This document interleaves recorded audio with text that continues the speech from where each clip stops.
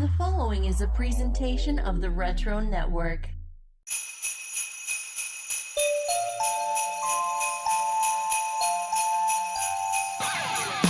Come on in, sit a spell. We've got stories and jokes to tell.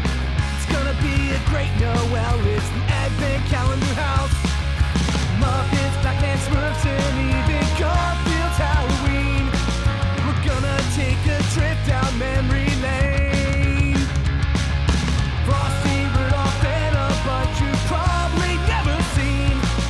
It's Mike and pals that come to entertain. Turn the knob and lift the latch for fun and laughs that can't be matched. But just beware the icy patch. It's the Advent Calendar House. Welcome to the Advent Calendar House, a holiday specials podcast that's technically broadcast to 5 billion people, albeit actually listened to by dozens. Well, it's that time of year again, time to deal with smarty-pants 5th graders who think they know how Santa Claus works. So join us as I get taken to school and get held back to 1998 as we ring the bell for Disney's Recess. This very special episode is called Yes, Mikey, Santa Does Shave.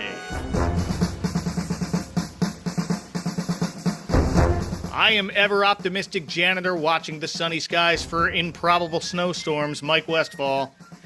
And joining me is a man with the innocence of a child and the golden pipes of Robert Goulet, but unfortunately he doesn't sing for free. From Insert Reference here, a pop culture podcast, Caleb Cody, welcome to the Advent Calendar House. Mike Westfall, please report to the principal's office. Mike Westfall, please report to the principal's office. Oh, that's a flashback I didn't need. This was a long time coming. Thank you for being here. Yeah, we will talk about that. Oh, yeah. And please welcome another new guest who's magically here, despite my invitation to him being ripped up and scattered in a sudden gust of wind. From behind the bells, it's Robert Nicholas. Hi, Robert. Merry Monday. Well, joke's on you. I actually managed to find all those pieces. Oh, thank you both for being here. Well, I didn't plan this either, but it's turning out that most of this season includes things I've never watched before. I'm in the weeds now, but I did not watch Recess. This was my first episode. So, Mike, can I take the floor for a second here? Go for it. Before we get into our histories with Recess, can we get into our histories with Recess? Okay. What kind of kids were you as in Recess?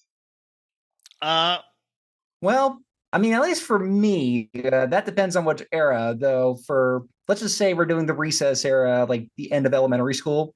I was one of those kids that had as close 3 friends, and once I got my own little group going, or whatever the hell we actually called it, or so, we essentially either played handball or just sat around near the benches, either exchanging our Game Boy games, or because I was trying to figure out time-wise if the Pokemon cards would have been out at that point. If not, we probably would have been trading some old garbage pail kids. But essentially, we were either on the benches or at the handball court if we really wanted a little bit of exercise. Yeah, now that I think about it, I do remember playing a lot of dodgeball, a lot of games like that. As a blind person, I cannot play dodgeball. Are you? I did not know that about you, Caleb. I have a visual impairment. I am not completely blind, but Okay. yeah, I cannot play dodgeball. Like, Fair. Well, I got to know, though, is there what is the equivalent for blind people playing dodgeball? Or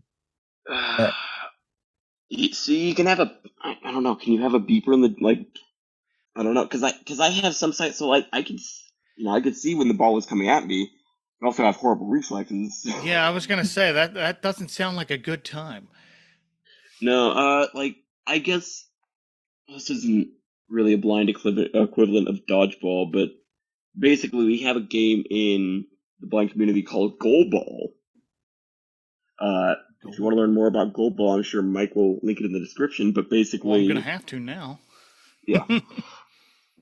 Basically, goalball is it's like blind soccer and hockey, but you're on your hands and knees on a court where there's like ropes with tape on them that you have to put your hands on, and then you have a ball with bells in it. I think I'm doing a horrible job of explaining this. I mean, I'm fascinated so far. I'm getting a mental picture of some sort. So it's a blue ball. It's about the size of a basketball, about the weight of like maybe a small bowling ball. Wow.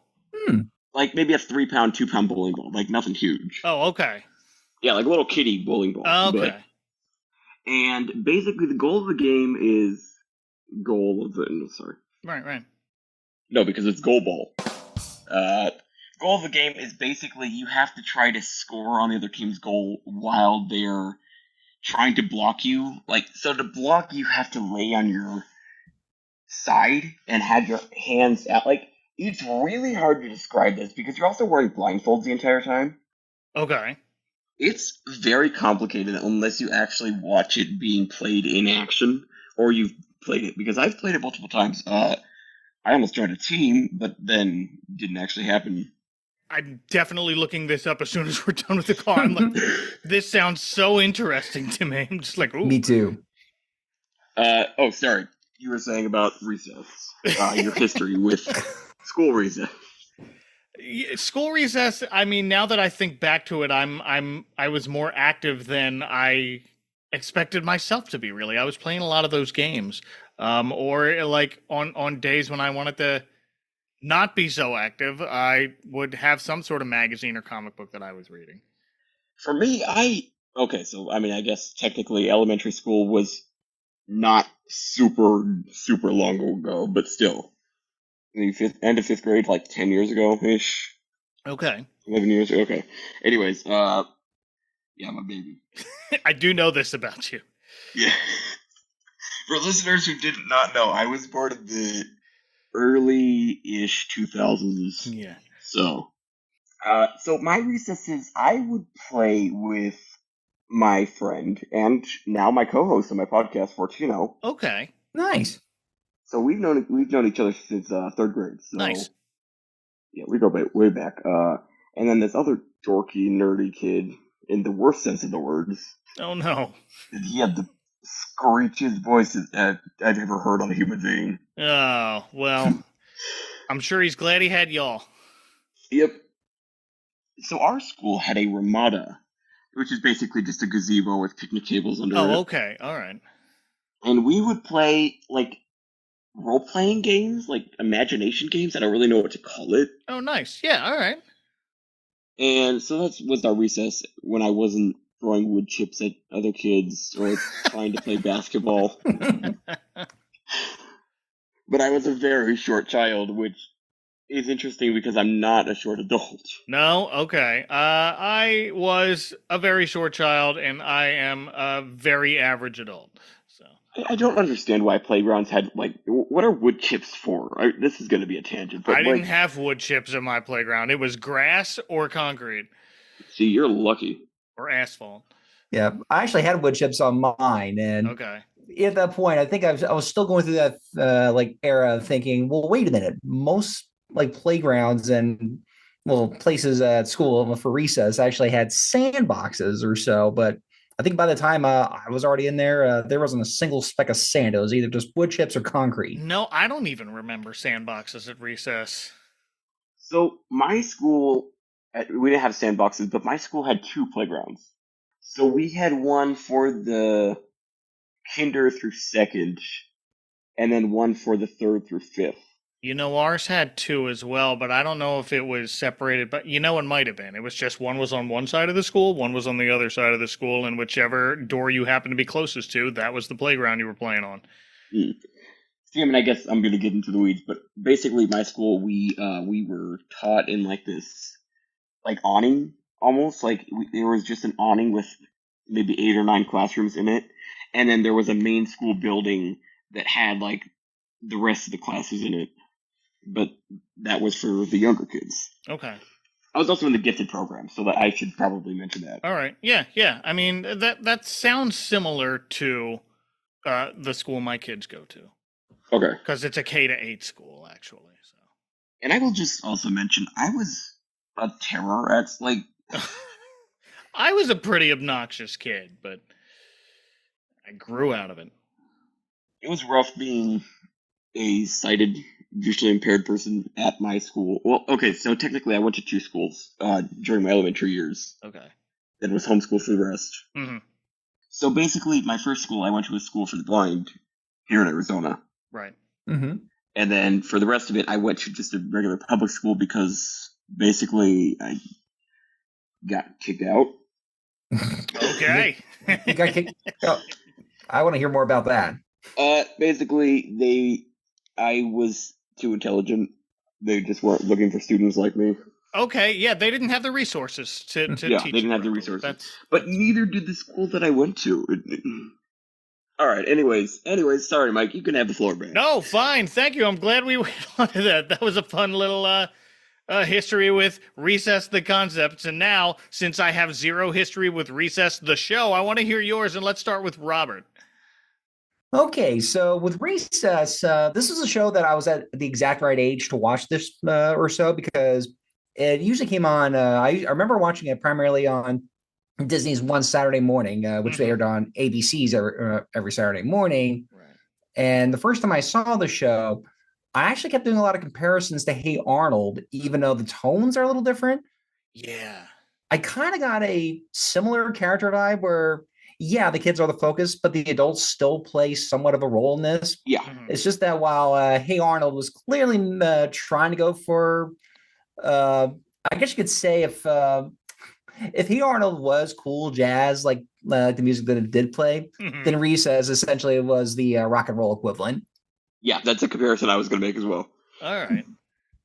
And Hey Arnold, well, I guess we will get into this in a little bit, but basically, one of the creators of Hey Arnold carried over to be one of the creators of Recess. Oh, I didn't catch that. Did he work on Hey Arnold too? He did. He co-created it with Craig Bartlett. And Phineas and Ferb, Dan Povenmire. Okay. Yeah, so clearly this is a guy who really likes doing a lot of cartoon shows about children and just the fun adventures they have, even if there's not to say that it's as exaggerated as it could get, like something like Dexter's Laboratory. Oh yeah. But at least just within its own rule set or so, that it's doing some kind of exaggeration. Since again, a lot of people have always brought up that Recess is essentially a elementary school remake of The Great Escape or Hogan's I've never Heroes. heard that. But I love that now. The vibe That's I got awesome. was like every high school movie where they separate everybody into cliques. It's elementary Saved by the Bell. Oh, I went with Elementary Clueless. Oh, okay. But all right, Caleb, this was your request, so tell me your history with this show. Ooh, Mike, I think I requested this to you like 2 years ago. It's been a while. I think this was the first email I ever sent to you. I was like, hey, think Mike, you're right. you gotta do Recess. And I put it on the list. And Yeah. this was where I found a hole for it, so I'm glad it's here. And man, I've been anticipating this episode like for years. So glad that I'm finally on it. So, to get into my history with Recess, I'm gonna have to get into my history with television as a whole. Okay. Because it really kind of bleeds in there. So basically, when I was a kid, I kind of just watched PBS, honestly. Mm-hmm. I was one of those kids who cared more about education than actual entertainment. So I was a big Sesame Street kid. I loved Arthur. I loved Cyber Chase. Even later on, as I got older, I really enjoyed Wild Kratts. I did enjoy Wild Kratts. My kids enjoyed Wild Kratts for a bit there. So As a Christmas episode, oh, does it? it does. I haven't seen the Christmas episode. All right, well, putting that in the list. Yeah, get me back. I'll wax nostalgically about a show that I watched when I was like 10. Nice. So later on, when I was in my teen years, so this is like start of COVID here. So I was like Okay. 15, 16, something like that. For at least that, yeah, because I was born in October. So yeah, during March 2020. So, but that's not really where my story starts. It's more in 2021, where I started to discover It started with Disney's Doug. I don't know why that was the first one. Ooh, okay. So I kind of credit that to getting me into retro pop culture, actually. Wow. Yeah. What a starting point. Even though you ended up on the wrong Doug one, I would have told you to start at the Yeah. Nickelodeon Doug. Well, yeah, but I mean, I remember when Disney's Doug showed up on Disney Plus, and like they put it on the front page, so I was just like, They whoa, did. okay, let's watch some of these. So I can understand. And it's not as bad as people think it is. Oh, I agree. It's not as good as Nickelodeon, but I will Yeah. absolutely stand up for Disney's Doug as being satisfactory. Also has a Christmas episode. Yeah, and I was actually going to say that the Christmas episode for Disney's Doug, I actually consider that one better than the Nickelodeon episode that they put out. I would agree. The Nickelodeon one is wild, but the Disney one is very down to earth Okay, and a lot more adult than you would expect for a children's show. sure. Well, they're growing up. They actually talk about the birds and the bees extensively. I mean, again, about that age range. Because that was the sort of show that tried to age the characters, or at least grow the characters with their primary audience. Yeah, I think he's like in 7th or 8th grade in Disney's Doug. Yeah. So, but basically, so from that, I started to kind of discover these other Disney animated shows. And Recess was one of them. And Recess was kind of the one that hooked me because I believe, I know I watched Hey Arnold definitely, I know I definitely watched Hey Arnold before this, but it definitely gave me that Hey Arnold vibe. Yeah, like Robert was saying, if Hey Arnold was jazz, then Recess is definitely that, maybe not rock, but it's at least like that punk. Okay. It's like a punk pop almost. That's a good way to, again, that is actually a great way to put that. Okay. Like a rock version of Hey Arnold is like, almost like Pepper Ann, I would say. Haven't watched Pepper Ann either. As a Christmas episode. Does it? Okay. And a Hanukkah episode. Oh, okay. Yeah, because I was thinking, even though I haven't seen that show either, I know it has a Hanukkah episode. Yeah. All right, checking that out later. For now, here's what I could gather about Recess. It was part of Disney's One Saturday Morning block on ABC for 4 seasons, from 1997 to 2001. It was created by Paul Germain and Joe Ansolabiher. Both of them previously worked together on Rugrats. And though this show isn't by Klasky Chupo, I can definitely see the animation influence from that show. I can tell they're related. Yeah, it's like almost like Rocket Power. I feel like it's like kind of Yeah, Oh, yeah. the closest Klasky Chupo thing I can think of that absolutely. kind of resembles the show. Mm-hmm. But Rocket Power is a lot more like stylized. Sure. Yeah, and I don't know if Recess is very stylized, but especially when I compare it to something like Rugrats or even its other show, Real Monsters. Yes. While a lot of the character designs on Rugrats are especially on the kid characters, are intentionally made to look kind of realistic, kind of ugly, but the kids in Recess are much more cleaned up. And Yeah. But you can see like just little hints of these characters, especially some that we'll get to in a bit. I was just like, that looks like something out of Rugrats or something out of Rocket Power, definitely. I think the one that really struck me as a Klasky Chupo is Miss Finster. Okay, yeah. Yep. She looks like she could be a side character on Rugrats or something. Yeah. It might just be the hair and the glasses. Sure. I mean, she is your stereotypical mean old teacher. I had a teacher in 5th grade. Actually, we'll get to that when we get to it. There was a teacher in my school who was that archetype, but I did not have her. But yeah, but I can definitely see Joe. Yeah, like I said, he started working on he started work on Hey Arnold.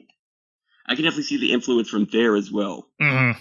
Especially like Robert said, in kind of the tone ish, and how this is just a show about children. Yeah, right. What do you know? I think a lot of that had to do with the fact that a lot of 90s shows that were focused on kids really honed in on the whole kids rock power. Oh, yeah. I mean, that was Nickelodeon's whole thing in the 90s. Like, sure. And the 80s. Yeah. That's true. And the 80s. Yeah.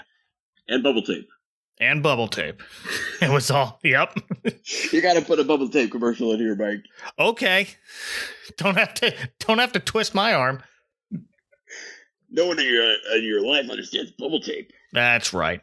It's 6 feet of bubble gum for you, not them. So Recess was, as we mentioned, the sort of half-hour show that was split into 2 shorter episodes. But this one, Yes, Mikey's Santa Does Shave, took up the whole half hour and is thus a true Christmas special. It first aired the day after Christmas on Saturday morning, December 26th, 1998. So, Boxing Day. Yeah, but it was supposed to air the week before on the 19th, but ABC decided to preempt that Saturday morning's block for news of President Clinton's impeachment. Yep, that's what I thought it was going to be. Yeah. I had read about that, I think, recently, because I was researching the episode, but I didn't write any of this down, so... Well, that's my job, so no worries. Yeah, exactly. But, Robert, do you know if you watched this the morning it premiered? Unfortunately, I did not because even though I did watch one Saturday morning on ABC, I was also kind of competing with Fox Kids as well because yeah, a lot of shows would air there too. And usually half the time, well, because I don't think DirecTV was a thing just yet, we essentially had to pick and choose which one that I wanted to watch. And that's if I didn't have a Little League game already. Okay. And most of the time I tended to choose Fox Kids. And of course, at that point, though, even though I recall some of the news about that going around or so, my parents were very protective of what I should be exposed to, literally and figuratively in this case. But so essentially, all they said was, "The president's in trouble. That's just what you need to know." And again, I just didn't know what to take with it, and so instead, I think. That the day it was supposed to air, I think I might have actually have gone to Disneyland nearby because I do live in Southern California. My family and I had annual passes a lot, so we usually went there on a lot of days where we just didn't have anything to do. Okay. But otherwise, I have no memory of watching this. It was not until maybe around my mid-20s, interestingly, that I actually finally got a chance to see this special. Yeah, I know I wasn't watching anything on TV the morning after Christmas 1998. Not many people are, though. Like, people watch TV, like, on Christmas break. Like, I was a TV watcher on Christmas break, which led me into this podcast, but... I guess that's true, but it just... I don't know, I feel like this is a weird day to air. Like, I know it was supposed to air the week before. I don't know, it just feels like it's weird to air it on the 26th. Just because it got moved. Yeah. That's the only reason. Yeah. Otherwise, it would have been a rerun. Yeah, otherwise, it's essentially just for at that point, it was just pulling a temporary Simpsons Treehouse of Horror because for several years, the Treehouse of Horror specials used to air in November. Yeah. That's right. Of the World Series. Yeah. And they even made a joke about it in one of their episodes. Who's still thinking about Halloween? We just got our Christmas decorations up. But it even did the whole intro with the Winter Wonderland song. But I definitely know that I wasn't watching any TV the morning after Christmas 1998 because that was the year I got this new video game you might have heard of called The Legend of Zelda Ocarina of Time. So that took up most of my break that year. And if you want to hear more about The Legend of Zelda... Hey, that's right. I was on an episode of your podcast all about Zelda. Yeah. It was great. Mike taught me a lot about a series that I do enjoy, but I don't play very often. So. I threatened everybody I know. Like, if you do a podcast about Zelda, I will talk your head off, and that's exactly what I did to Caleb. So, it was great. Appreciate that. But if you want to watch this episode of Recess, all of Recess is on Disney+. This is Season 2, Episode 10. And here we go. We open 2 weeks before Christmas as we see Hank the school janitor getting all bundled up, preparing to run his snowblower on the playground. But when he opens his shed, he discovers there's no snow. What you doing, Hank? Getting ready for the blizzard. It's going to be a white Christmas. So, I didn't find a credit for Hank the janitor on IMDb. Oh, I have one. It's Paul Dooley. He's the dad from 16 Candles. Okay. I don't know why I didn't find one on I think I just looked at this episode's credits page. Okay. So I will say that the opening of just this episode where he tries opening it up to plow snow, only to essentially get nothing but sunshine. Yeah. That is essentially a Southern California December for you. So, because for us, even if it gets something as close to rain, it's the apocalypse for us. Yeah, same here. Same here. Yeah, and plus, I think that the temperature just went anything below maybe 50 degrees in the Southern California area on a winter day. I think that's when we get an emergency alert more than anything, and hence why a warm December is just more of a to us. Sure, I can understand that. I mean, I live in Florida. It's the same here. But this guy seems to definitely be expecting snow, like it's a possibility. But he is really expecting, like, there are some scenes later on, we'll get to them. Oh, yeah. But he is really expecting this snow that does not look like it's going to happen at all. And also, I looked at it, was that a Charlie Brown Christmas homage on the December page of his calendar? You know, I didn't notice. I was too busy looking at the date. I'm like, what time frame is this? And I didn't even see the picture. Now I'm going to have to go back and look at it. It's the opening shot of the episode. Yeah, and I was too busy focused on what date is he crossing off. Because it's small little children. Well, that's got to be it. Yeah, but it doesn't really have any, like, Charlie Brown Christmas-ish. It just kind of, it looks like that stylistically, so I don't know. I just noticed that and put it in my notes. Okay. No, I didn't notice the calendar, like, picture at all. Just the date. It's the 11th. It's 2 weeks before Christmas. Yeah. But he's telling our usual gang of recess kids that you gotta have faith that it's going to snow. Wonder if that faith thing will come back. I guess so. But you know what? Let's meet our gang of kids, since they enter the picture here, to question him why he thinks it's going to snow despite no sign of a blizzard brewing. So the first one to speak is named Spinelli. Like Christmas. Get real, man. We haven't had snow and Christmas since I was in preschool. It's all about faith, kids. You gotta have faith. Her full name is Ashley Funicello Spinelli, but she prefers to go by her last name. She's voiced by Pamela Adlon, who was also the voice of Bobby on King of the Hill, and that's exactly who she sounds like here. Yeah. The inventor of the famous "That's my purse, I don't know you." Yeah, that's exactly what I know her from. Oh, yeah. And also, sorry, her name is a point of contention in one of the first episodes, I believe. Oh, why's that?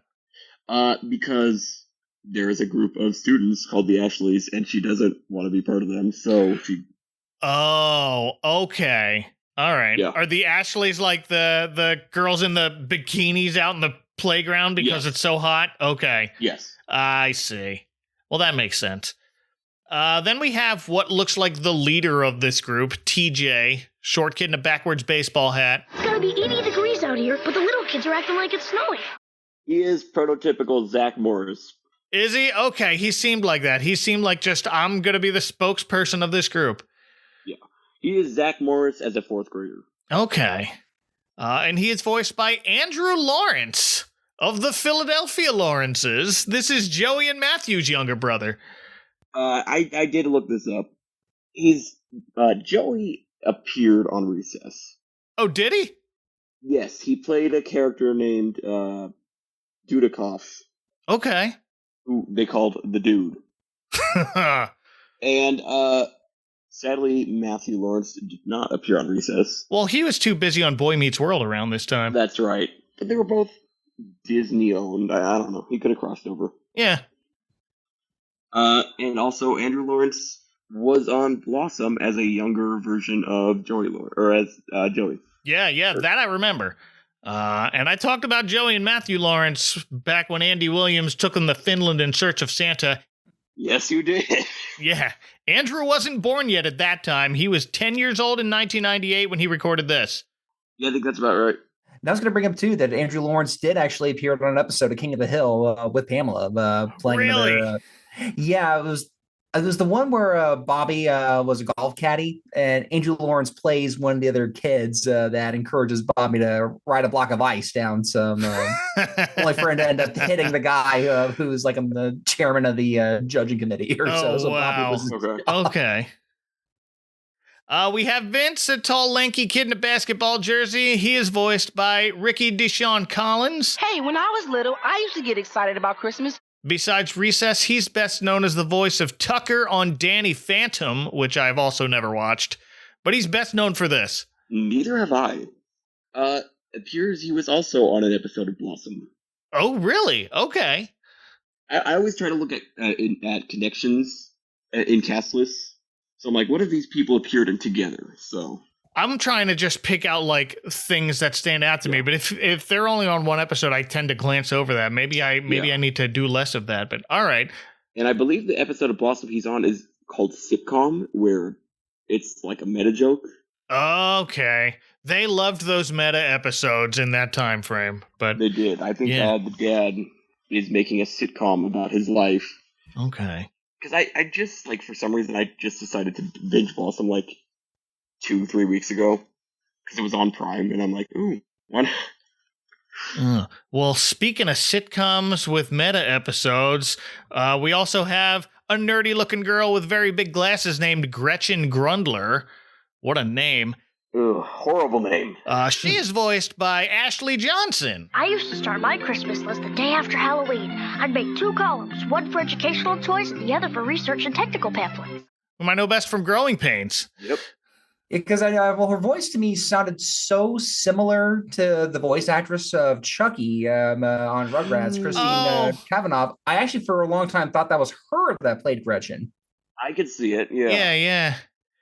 No, but I definitely recognized Ashley Johnson's voice too. So I guess they do have very different, similar. Growing Pains definitely one of my favorite sitcoms of all time. Okay. Last time I talked about Ashley Johnson, she was one of the kids in The Town Santa Forgot. That's right. Next we have Gus Griswold, no relation. Yeah, back then everything seemed so big. The presents, the tree, my Aunt Enid. Actually, now she seems even bigger. He's another bespectacled kid, but shorter and meeker than Gretchen. He is voiced by Cortland Mead. I apparently know this kid from the 1994 Little Rascals movie as Oh. Okay.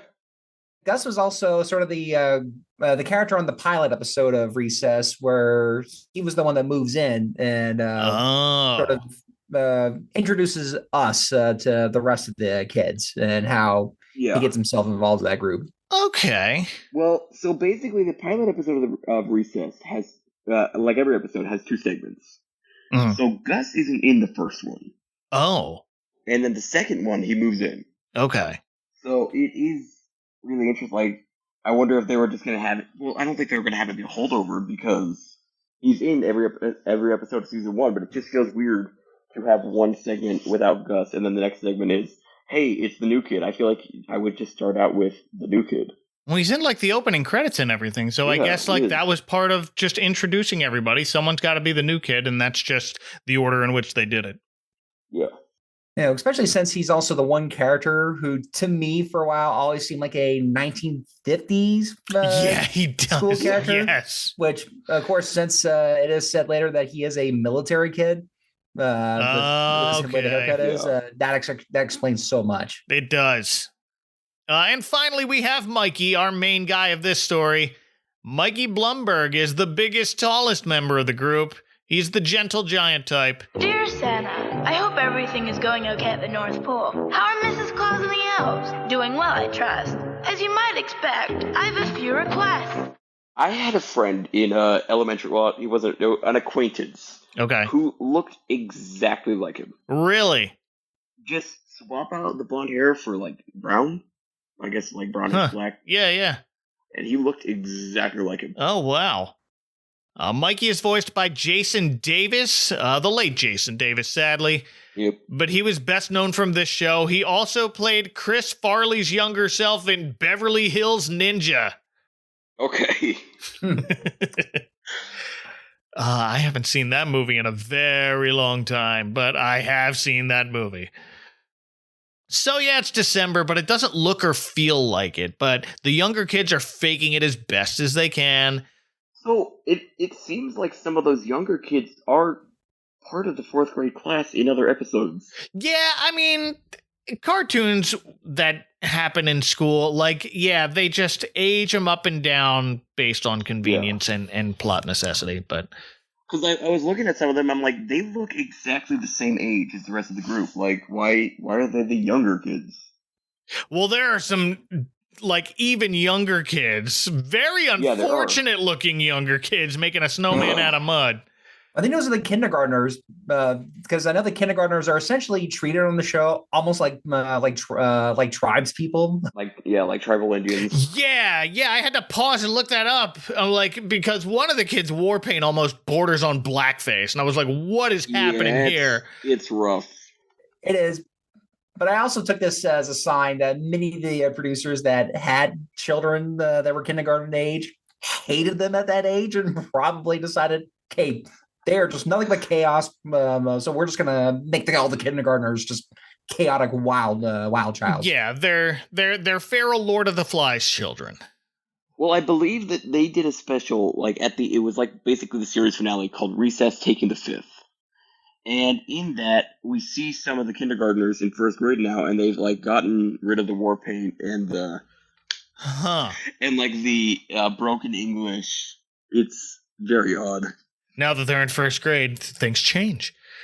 But seeing these little kids get excited about Christmas makes our 10-year-olds or so get nostalgic about their own youth. That was a good bit. They're talking about, I used to try and stay up late and try and see Santa coming down the chimney, but I always fell asleep. It's always that thing that you get like when adults are trying to write for children. Sure, yeah. No kid will actually be like, oh yeah, I used to get super excited about Christmas. I don't know about that. Not a 10-year-old. Yeah, I mean, I don't know. I mean, there were certainly times that around like middle school, maybe just because of the stress I was going through, I would have been like, those were the days, unaware that I'd be saying the exact same thing in another 5 years, and another 5 years at different points. So, it's cyclical. I mean, and I have an 8th grader right now who's starting to feel nostalgic about her younger days in school, just because, I mean, she's about to move on to high school, so that happens. Yeah, I just find it very funny, like how these kids are just waxing nostalgically, like, oh yes, I remember Christmas back in my youth. Oh yeah, it's written very well. And TJ has to go and be like, well, now that we're older, we all know the truth about Santa, right, guys? And here we go.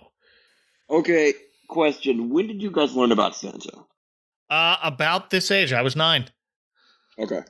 All right, and funnily enough, I was actually a little older. I was probably 11 at that point, which I think at that point, even once I did find out, even though the pieces should have clicked for me, I think I instead just went through the five stages of grief at that point, including denial, anger, fear, reasoning, and acceptance, because my whole truth had been shattered. We kind of let my oldest figure it out. My parents kind of let me do the same thing. They never explicitly told me, hey, Santa's not real. I just kind of figured it out when I was like around 12 or so. Yeah, and then like when it finally was just like, yeah, we got to help her this year. Ooh, okay. And then it was fun to finally reveal to them, your first Christmas as a baby was when I first realized, oh, I'm Santa now. And that is one of my very favorite Christmas memories. But if you didn't suss out from the title, it's going to be one of these specials where Mikey's belief in Santa is going to be tested. He's sitting by himself in the playground writing his letter, and he's being very formal and polite. Yeah, no one really writes to Santa like that, but... I was about to say, did you all ever write an actual conversational letter to Santa? No, at least in my book, I think, my Christmases was essentially just being given the Sears catalog book, but and circling all the things I wanted Santa to bring me. And then at that point, that's when I did write a Dear Santa, I would like the following things for Christmas, which I don't know if that just makes me arrogant or so. No, but that was all of it. I cut right to the chase. So there's this bicycle. Yeah.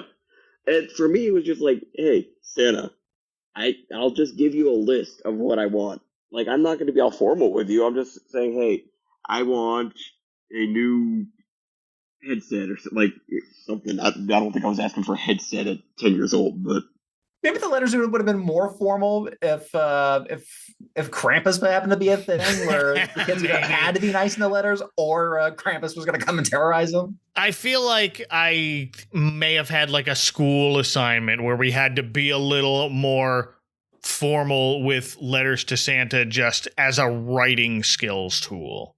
Huh. But nothing to the point of Mikey being very formal, like, hey, how are you doing? How's the wife and elves? He genuinely cares about the man behind all the toys.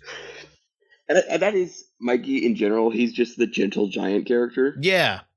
Yeah, it makes sense for Mikey to be the one to actually be the character that's writing a formal letter, and thus, because of his gentle nature, is also the perfect character to go through this dilemma. Okay.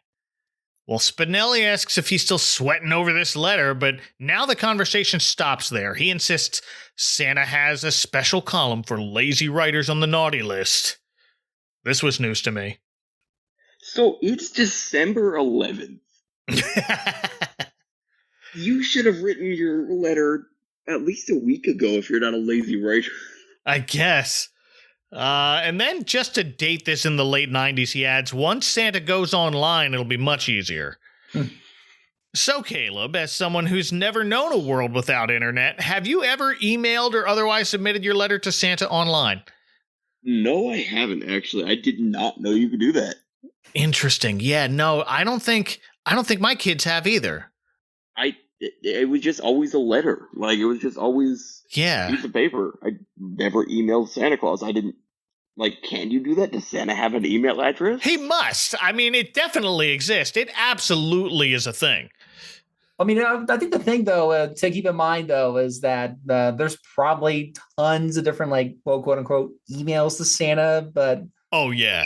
An actual letter to the North Pole by mail just seems a bit more traditional. And I mean, even the one Netflix movie, Klaus, sort of its narration opens with them saying, none of you have probably written to anybody in a long time, but I bet there's one letter you do write, and that's the letter to Santa. Yeah. I mean, he's Santa, not strong bad. Well, before anyone can question Mikey further, the bell rings. And for Mikey, that means it's time for the school's Christmas show tryouts. But he's not there to audition. He just wants to soak up the atmosphere. He's a kid after our own hearts. Just there for the vibes. I thought he was the kid singing at the very beginning of the tryout scene. No, I don't think it was. It was. I know there were a few other kids that were singing, and I know there was one of the kid, the quote unquote hustler kid, who was trying to get into the character of Santa. Yeah, that's a great joke. I mean, you can definitely tell Mikey's singing voice later, so it wasn't him at the beginning. No, but I thought it was just him singing. Well, on top of that, his singing voice is also one of the big highlights of his character, that he is just a phenomenal singer. Yeah. So I want to preface this super quick by saying this is a great Christmas special, but it's not a great episode of Recess. That tends to be the case for a lot of these episodes I do of TV shows. Because basically Recess relies on, yes, you have these 6 characters, but you also have these really wacky ensemble characters on the playground. Mm-hmm.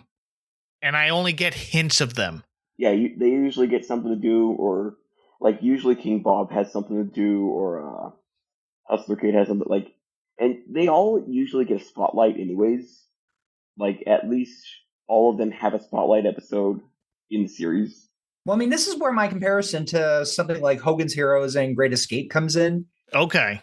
Because a lot of the layout of Recess to me kind of feels like a old-fashioned POW camp or prison type setting. Yeah.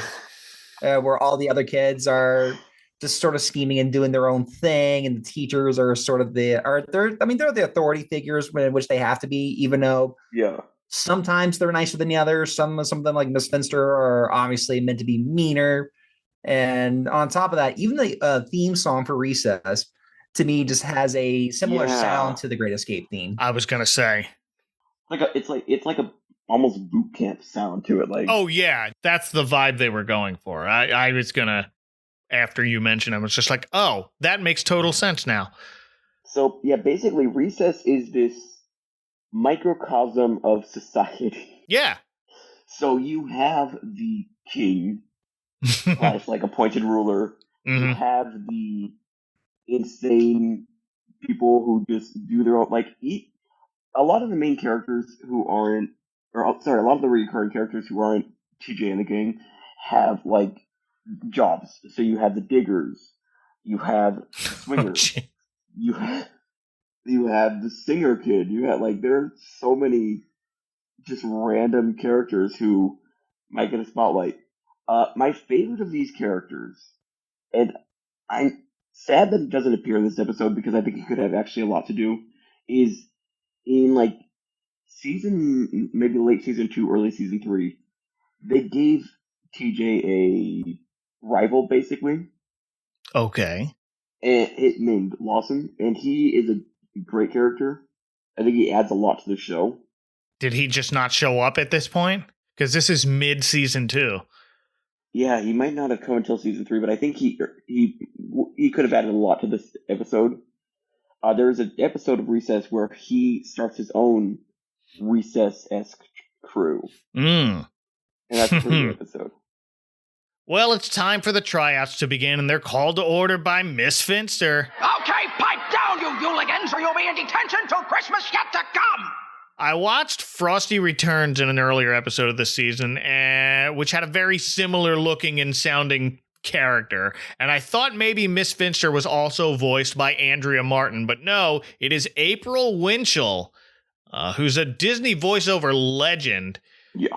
Mm-hmm. Most notably, she's been the voice of Clarabelle Cow, but she was also Pete's wife on Goof Troop. That's how I know her best. Okay, and she was Pepper Ann's mom on that show. Yeah. I believe she's also on Bonkers. Oh, was she? Okay. Didn't watch Bonkers. I don't like Bonkers, nah. but I just... and at the beginning of Who Framed Roger Rabbit, she voiced Baby Herman's mom and the on-camera baby voice of Herman himself. Okay. Like when he's going, Cookie, that's April Winchell. Well, she is the daughter of Disney's veteran Paul Winchell. Yeah, the original voice of Tigger, as well as Gargamel from the Smurfs. Yeah. One of the inventors of the artificial heart. Yeah, that's right. I love that fact. Yeah. But yeah, anyways, I had a teacher who looked exactly like her. Wow. So my 5th grade teacher, one of the most evil people I've ever met. Oh, dear. Like, this is not my kid brain saying this. No, I'm actually saying this. Like, yeah, sure. One of the most discriminatory, evil people I've ever met. Oh, boy. Yep. Not really. You don't have to get into it that deeply.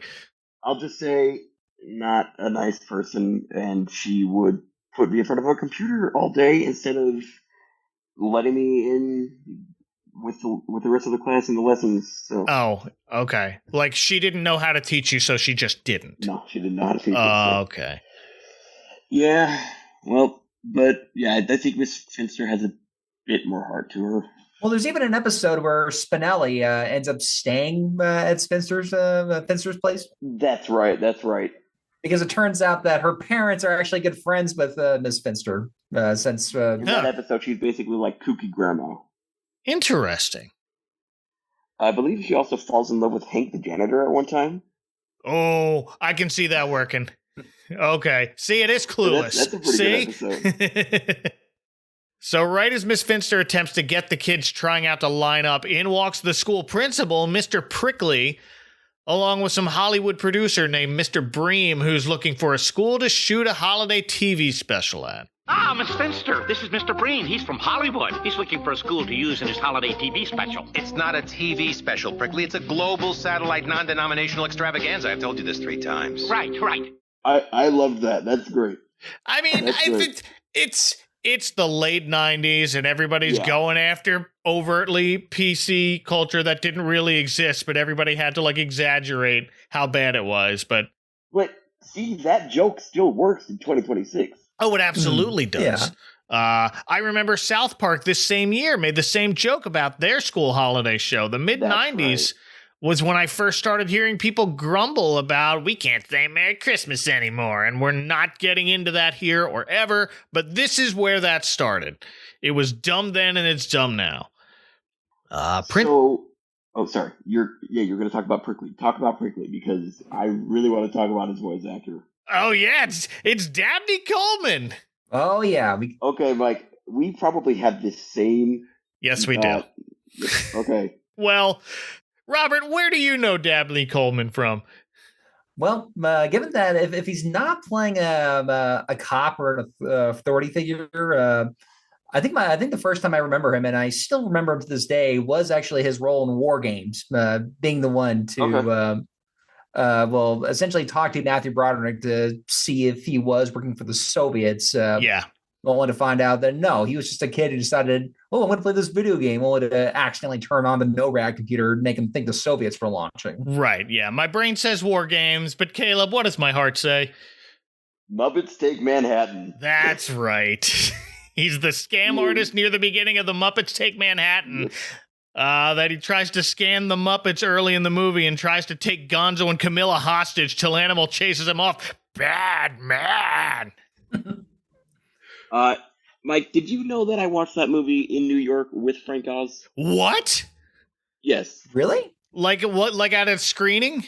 Yeah, at Museum of the Movie Image when he did the events. Oh, that's amazing. I was sitting right in front of Frank Oz. Wow. I mean, the closest I've done to that, like I've gone to an event, it was a screening of The Princess Bride, and Carrie Elwes was there and took questions afterwards, but I wasn't sitting right there with them. Right. And I did something similar when I went to a double feature of both Night of the Creeps and Monster Squad, the director of Fred Drecker, who was there. Oh, really? Oh, that must have been fun. And even though a lot of people were, even though they were asking him about both those movies, he definitely winced whenever anybody would ask about RoboCop 3. Yeah, well, it's going to come up. Yeah, but he knew what he was getting into when he decided to do those Q&As. Yeah, you got to expect that. I watched Muppets Take Manhattan, and then I stayed for the double feature with his documentary that he made, which I cannot remember the... Is it Muppet Guys Talking? Is it that? Yeah, Muppet Guys Talking. I was going to call it Of Muppets and Men, but that's something different. No, that's a book. Yeah. And Mr. Bream, the producer, is voiced by Michael McKean.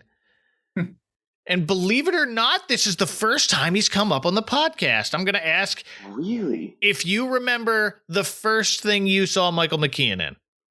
I mean, for me, it's probably got to be Clue as Mr. Green. Okay. Yeah. Well, okay. So first thing, probably Clue. What I know him best for is he's Lenny on Laverne and Shirley. Yeah, I mean that's what I would know him first from. Probably the less remembered male duo on that show, or part of the male duo, because everyone remembers Squiggy. Yeah, I guess so. I mean, Squiggy was on The Simpsons. He died in a house fire. What is that episode? So this producer that Michael McKean plays, not impressed with the Third Street School, says it looks like a million others, and for his holiday extravaganza, he's looking for something special. And Miss Finster suggests that they find some kid from a previous Spring Fling concert with the voice. Said kid turns out to be Mikey, and they audition him for Santa. He lets out an awkward, barely enthusiastic, ho, ho, ho. Try it again, son, and this time with feeling. Ho, ho, ho. Prickly tells him to do it like he did last semester for his old music teacher, Miss Salamone, and that works. He belts out this deep, voiced out of nowhere, ho, ho, ho!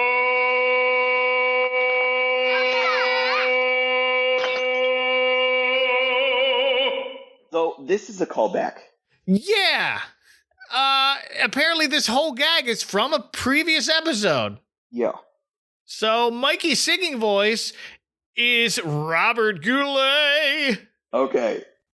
I will get to what I think of him from at the end credits because it ties back perfectly. I mean, say it now. It's Jingle Bells, Batman Smells on The Simpsons. We just talking about it. Yeah. It's going to come up later. I wonder, did they do that because he did it on the, I don't think so. I mean, I think, Robert Goulet's always come off as a guy who I think has never had an issue making fun of himself, considering that even if you watch him in Scrooged, he's essentially doing that Cajun Christmas special. Yeah, he knows what he is, and he's game for anything. Yeah. I will say his rendition of White Christmas at the end is very beautiful. Oh, beautiful. Oh, yeah. But sure, yeah, Mr. Bream has found his Santa with the Robert Goulet voice. And Mikey is honored to play Santa, saying he's always tried to follow his teachings, which include be nice to kids and maintain a positive body image. I like that. Great line. Also, I will say that we've already had 2 fat jokes. This doesn't count as a fat joke, but... I know. I mean, it kind of does. It kind of does. It's the 90s. That's what they were going for. I guess that's true. So I guess it's 3, but what's his name? Mr. Green? Bream. Oh, Bream. Okay. Yeah. Mr. Bream says, 4th grade, frankly, what are you feeding these kids? It's okay, that's a bit, I don't know. I guess it was the 90s, but... Again, 90s, and this is the way they drew Mikey. They knew what they did. Yeah, and on top of that, that also just goes for the par for Hollywood producers just not really knowing what goes on in real life or so. And or maybe they do, and maybe this is therapy for some writer. I don't know. But Mike is excited about playing Santa. He decides he's going to invite the real Santa to come see the show. And now all his non-believer friends are like, hey, are you sure you want to do that? Santa's very busy. We don't want to see you get disappointed when he doesn't show up. We'll see. You could just watch this on satellite television. Yeah, I guess he could. To the kid's credit, Mikey's friends so far haven't given him any sort of suggestion. They haven't given him any grief about his belief in Santa. Well, yeah, I mean, it could have been easy for them to just walked up to him just to go, listen, man. You know Santa's not real. Right, yeah.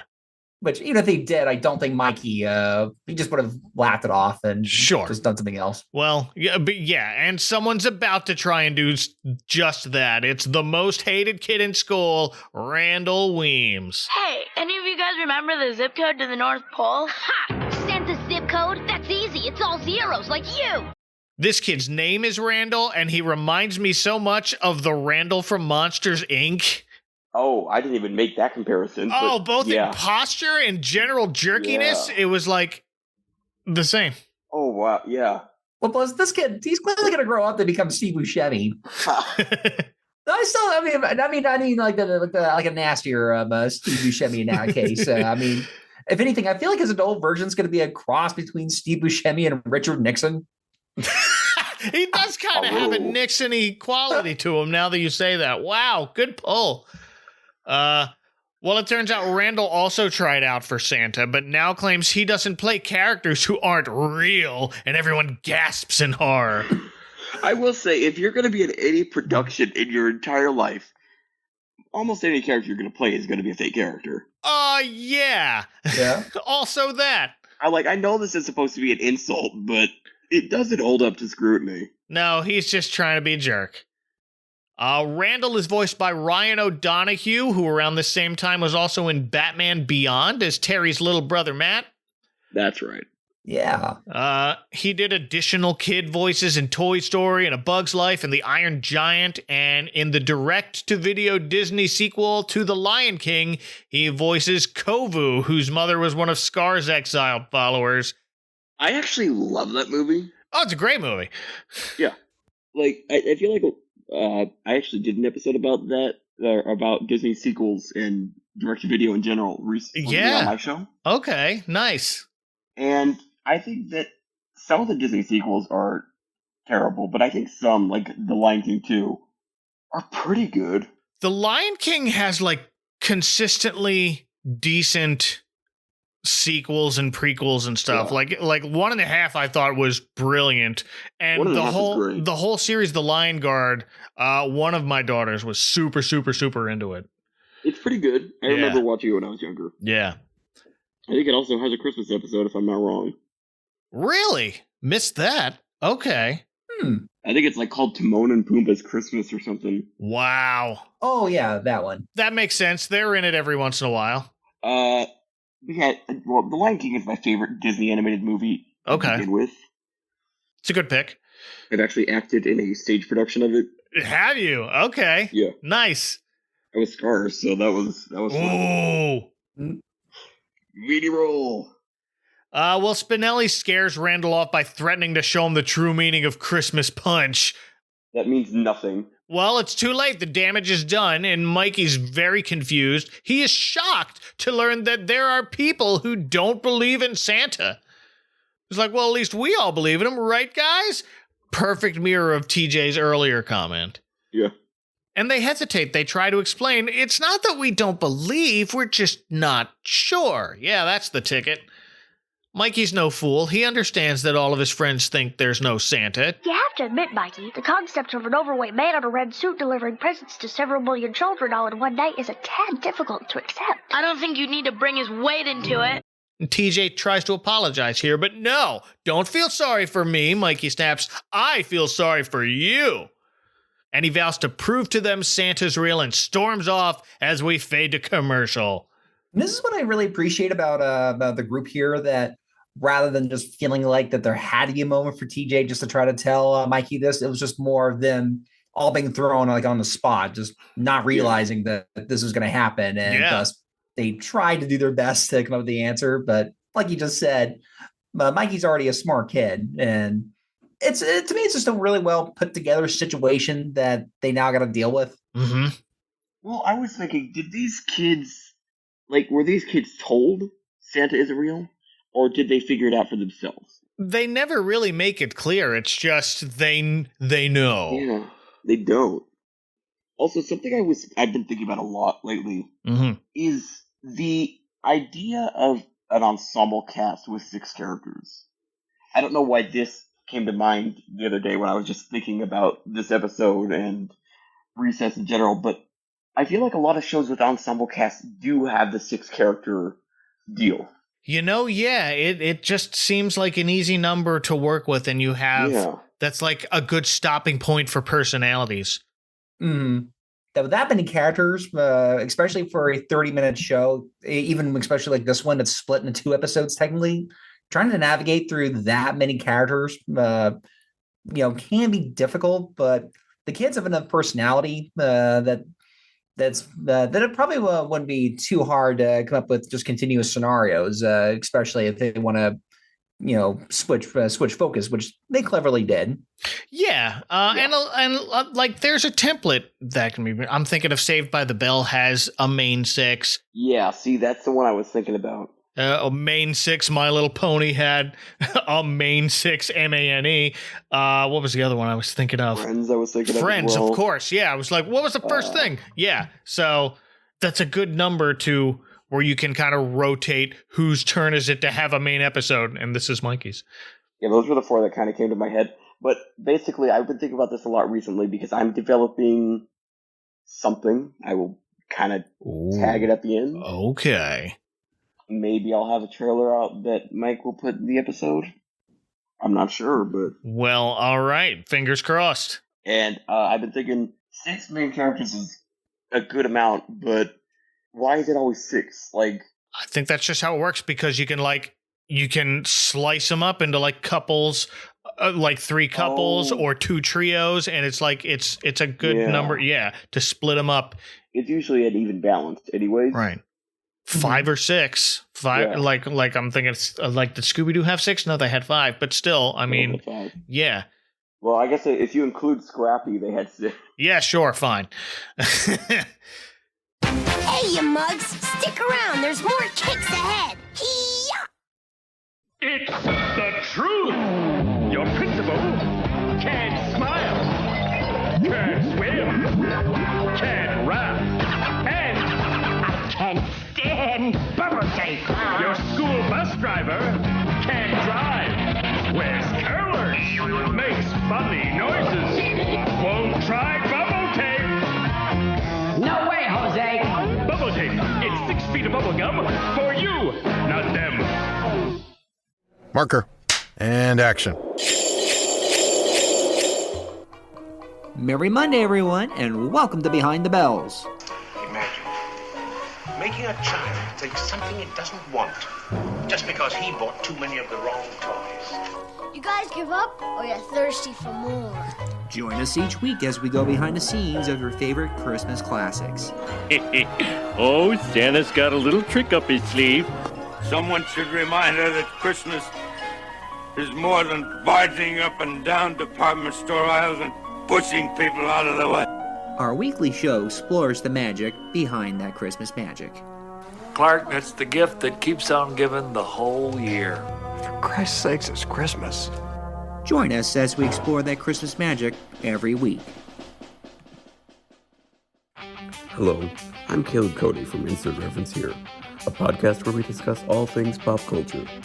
Toys, movies, TV specials, TV shows, video games, comic strips, and more.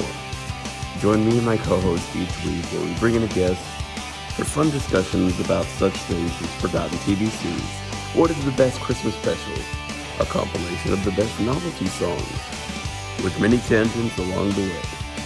Also coming soon, be sure to check out my sitcom Airwaves, about a wacky group of characters who run this TV station in the year 2002, having to deal with such things as the internet, pitch meetings, hijackings, and bad work relationships. Coming this fall to YouTube. Boys and girls, strap in for some major recess action. Well, we return after those messages as Hank the janitor continues to watch the skies, swearing snow's a-coming. I think this joke is actually pretty funny, where he says, like, blue skies, sunny days, snow's a-coming. Yeah. I like that they just cut back to him at the beginning of every act, too. So It's just a good way to bring us back into the world again after the commercial break. Oh, also, I did want to mention, someone says something about, like, when Mikey runs off, someone says something about a tooth fairy incident. Oh, yeah, Gretchen mentioned something about a tooth fairy incident. I feel like that's a trope in a lot of media. Oh, yeah. I mean, it's either the Tooth Fairy or the Easter Bunny, because it's all, the trope of an incident that is just never... Oh, yeah. The blank incident. Oh, so essentially kind of like whenever Calvin and Hobbes, they occasionally cut to the infamous noodle incident. Yes. I think that's actually what the TV trope page for it is called. I think it's called the noodle incident? Yeah. Oh, okay. Yeah. Beautiful. It's even referenced in Krampus when the kid's mother tells him, it was all about that noodle incident of yours. Also, I did also want to mention, I had this in my notes, Gus's glasses break when Mikey is belting out his tune. Oh, yeah. It's just another trope in media. Like, what is it with glasses always breaking when there is singing like high or low pitched singing going? There's a history to that. Go to TV tropes, kids. Well, Mr. Bream is talking to someone on the phone about his big holiday show, says he's got Harvey Hanukkah and Good King Kwanzaa? So his non-denominational extravaganza is actually a salute to all denominations, but mostly the ones with holidays in December. Anyway, Mikey's friends are all hanging in the theater feeling bad about what just happened, but Spinelli insists he'd have found out sooner or later that Santa wasn't a real guy. Right as Mikey walks in shouting, "Oh yeah?" and he's got a big pile of reference books to say otherwise. This dude went and got receipts. Did he go to the school library, or did he just, because I don't think they ever left school grounds. Yeah, I'm guessing so. They're in school. Either he had that, or he was just one of those kids who just had the entire encyclopedia and just ran home to go get them. Sure, yeah. Kids, the encyclopedia used to be an entire shelf of very large books. Yep, I'm old enough to have read encyclopedias and have seen them at my local library. Nice, okay. They're still hanging out there. Well, I don't know if anymore, but also Vince is looking through the encyclopedia and says San Diego Sanitation said, is he skipping around, or is this just are they? No, he's going in order. He's trying to find Santa Claus. But I feel like there would be a lot between San Diego sanitation. Well, there is, but he's like flipping through trying to get there. Oh, okay, so yeah. Oh, here it is, Santa Claus. See? Santa Claus has a variety of names in many different languages, but all refer to one Saint Nicholas who was born in Turkey in the 3rd century. Told ya. And died circa 350 AD. Okay. First off, no, they do not all refer to one St. Nicholas. Yeah. The most notable example, Father Christmas in England, different origins that got merged together not even 200 years ago. Furthermore, a scientific journal that mentions Santa just reports he'd have to visit over 800 households per second to visit every child in one night. I'm telling you, time machine. Easy fix. It's like all of those internet articles, like... Oh, yeah, they do it every year. Oh, how could Santa do his journey, like, before internet articles? Time machine. Slice a TARDIS. Next. Yeah. Well, again, even several Christmas movies do occasionally throw in that Santa Claus is a time traveler. I mean, Santa Claus, the movie, essentially had him saying that time travels with him until his mission is done. Yeah. Love that. Yeah. Unfortunately, Mikey's reaction to this is to claim there's a worldwide conspiracy to hide the truth, and he runs off to find some other way to prove Santa's real by going to the mall. So this really reminded me of Elf. Yeah, okay, yep. I half expected when Santa ripped off his beard for Mikey to say, "You sit on a throne of lies." Oh, gee. Well, this is before that. Yeah, it's true, but... You know, I've seen shows with younger target audiences than this explain the mall Santas are all a network of helpers for the real Santa, but Mikey didn't watch any of those, so in order to prove Santa's the real deal, he asks Santa to do something magic, like tell his friends their addresses, or shrink down to chimney size, or sing to them in Dutch, which I thought was a nice reference. Yeah. Wait, what's the reference? A Miracle on 34th Street. Oh, yeah, okay. Man, my brain. Yeah, I run a podcast called Insert Reference Here, and I did not catch that. That's the reference. I just thought of it as, oh yeah, this is just some dumb thing. Well, Sinterklaas is Dutch. No, it's from Miracle on 34th Street. Okay, cool. A movie Mikey seems to know about despite being surprised at the idea that some people wouldn't believe Santa Claus is real. So that's the whole movie. Wow. Yeah, it's true. That's 2 whole movies. Yeah. And yet those are the only 2 movies that really showcase a mall Santa in a much more positive light. While at around this time, the mid-90s and 2000s, a lot of them were really showing mall Santas as maybe not nefarious, but just lazy guys that were only there for their paycheck, which I really feel like was started with A Christmas Story. Oh, yeah. Yeah, that's the template. And that was like an older generation remembering back to 1940, so...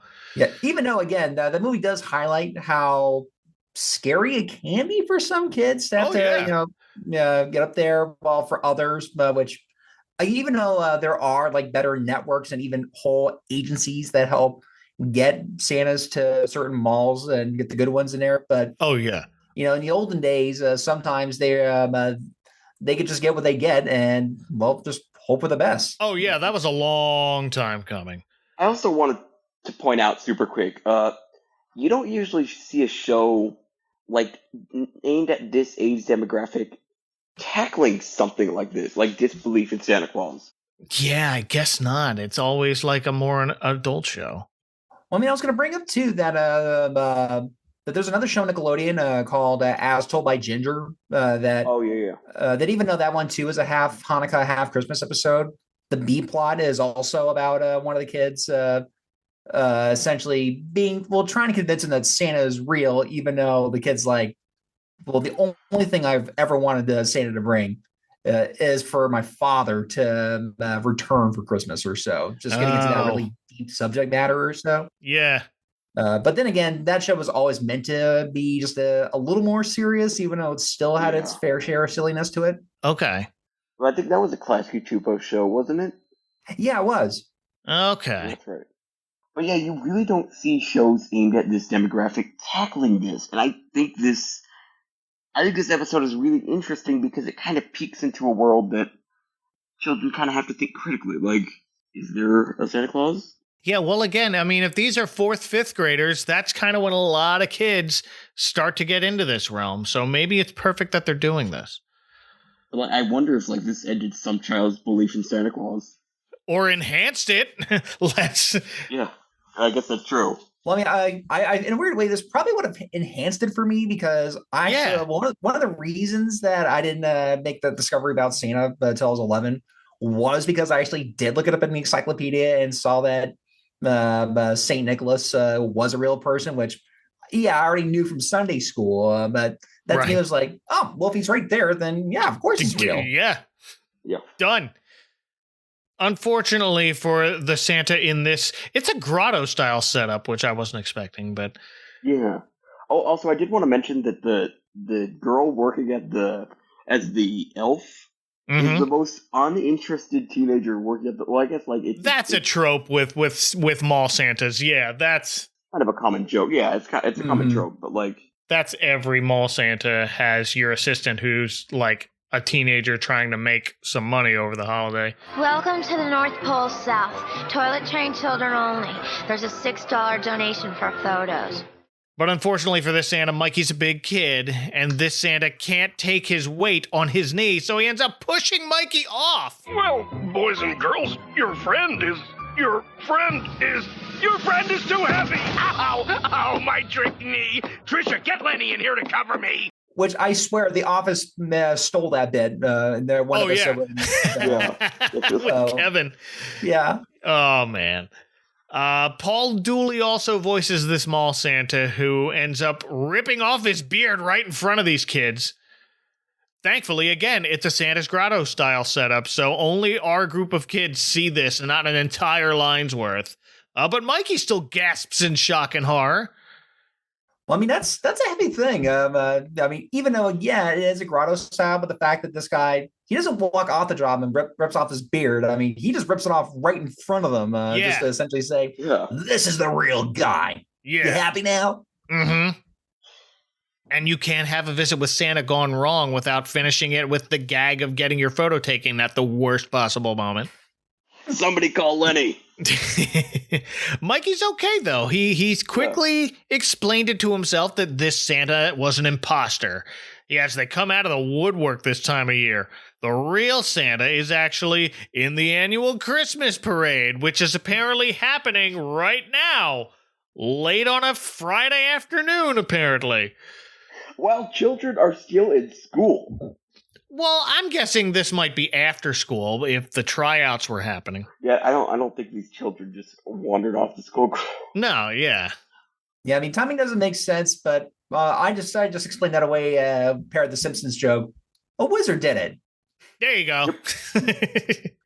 But they head downtown to watch this parade that's full of hometown celebrities like local TV meteorologist and the host of some kid show. Look, it's Commander Blade from Cartoon Cavalry. And it's this old guy in a Civil War era uniform holding a puppet. This was the realest thing in this episode for me because I didn't watch the Macy's Thanksgiving Day Parade growing up. I watched, when I was a kid, it was the Gimbals Parade in Philadelphia, and it would be filled with hyper-local TV personalities. So this felt real to me. The guy from Cartoon Cavalry, I know it was not even close to the same thing, but I don't know why I immediately thought of McGruff the crime dog. Okay. I don't know what brought that into my head. No, it was supposed to be some kind of mix of Captain Kangaroo and Howdy Doody. I don't know if it was just like cartoon. I really have no clue, but I just thought of McGruff the crime dog. Okay. Well, at the end of the parade, here comes Santa Claus, and even Gus is starting to get excited about it now before the other kids kind of look at him, and he nervously asks, I mean, it looks like him. Gus is my favorite on this show. He's so funny. Like, he's just very bubbly. He's he's the most ADHD kid in the bunch. That's saying something. Yeah.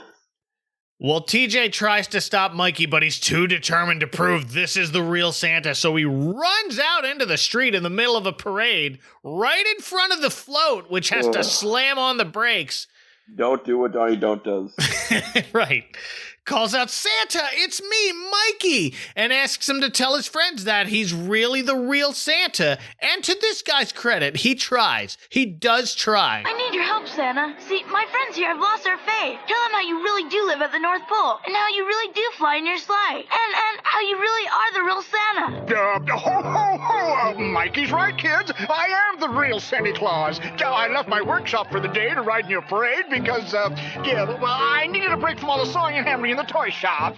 From all the sewing and hemming he does in the toy, he doesn't build his toys. Yeah, I don't know. He's trying.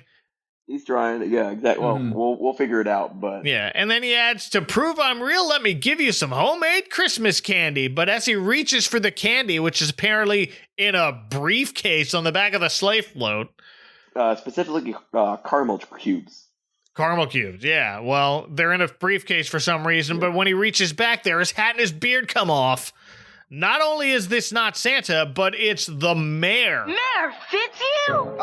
That's right, kiddies. I'm Mayor Fitzhugh and Santa Claus. Now, you be sure and tell Mommy, Daddy, and any siblings of voting age that I'm both swell guys rolled into one. Here, have some candy.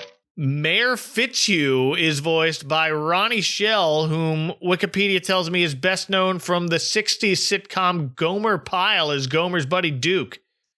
Okay.